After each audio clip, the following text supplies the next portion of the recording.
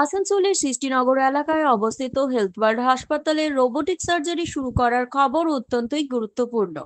কলকাতার পর আসানসোলে এই সুবিধা নিয়ে আসা একটি বড় পদক্ষেপ। এই প্রযুক্তি ইউরোলজি সংক্রান্ত অপারেশনগুলি আরো নির্ভুল এবং কম ঝুঁকিপূর্ণ করে তুলবে, যা রোগীদের জন্য অনেক সুবিধা প্রদান করবে।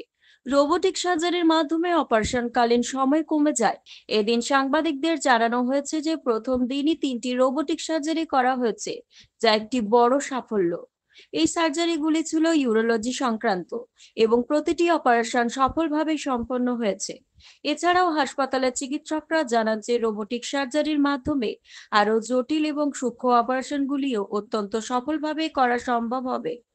হাসপাতাল কর্তৃপক্ষ আরও জানান যে এই নতুন প্রযুক্তি রোগীদের জন্য আরো ভালো চিকিৎসা প্রদান করতে সহায়ক হবে এবং এই উদ্যোগের মাধ্যমে আসানসোল স্বাস্থ্য পরিষেবা আরো উন্নত হবে।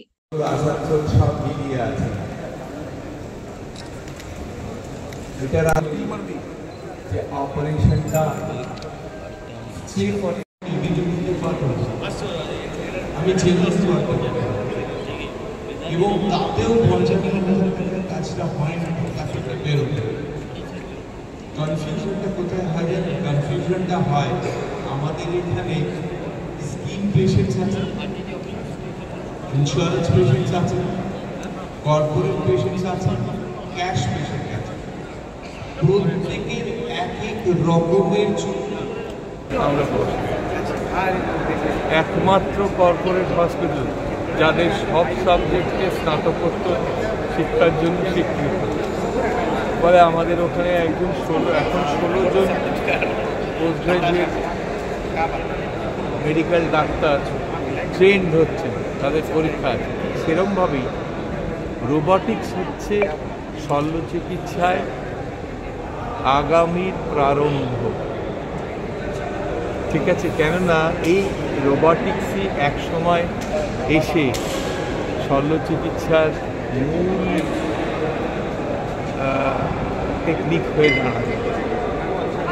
আমরা রোবটিক্স ইন্ট্রোডিউস করলাম আজকে। এটা কলকাতা মহানগরীর বাইরে প্রথম ইনস্টলেশন। ভারতবর্ষে খুব কম সেন্টার আছে, মূলত মেট্রোপলিসে, যেখানে রোবটিক সার্জারি হয়। আমরা কিন্তু এই প্রথম এই এলিট গ্রুপের পার্ট হয়ে গেলাম। এটা কিন্তু আসানসোলবাসীর কাছে, পূর্ব বর্ধমান পশ্চিম বর্ধমানবাসীর কাছে সত্যি একটা সেলিব্রেট করার মতো দিন। এটার অনেকগুলো সুবিধে আছে। সুবিধেগুলোর মধ্যে মূল হচ্ছে এর প্রিসিশন।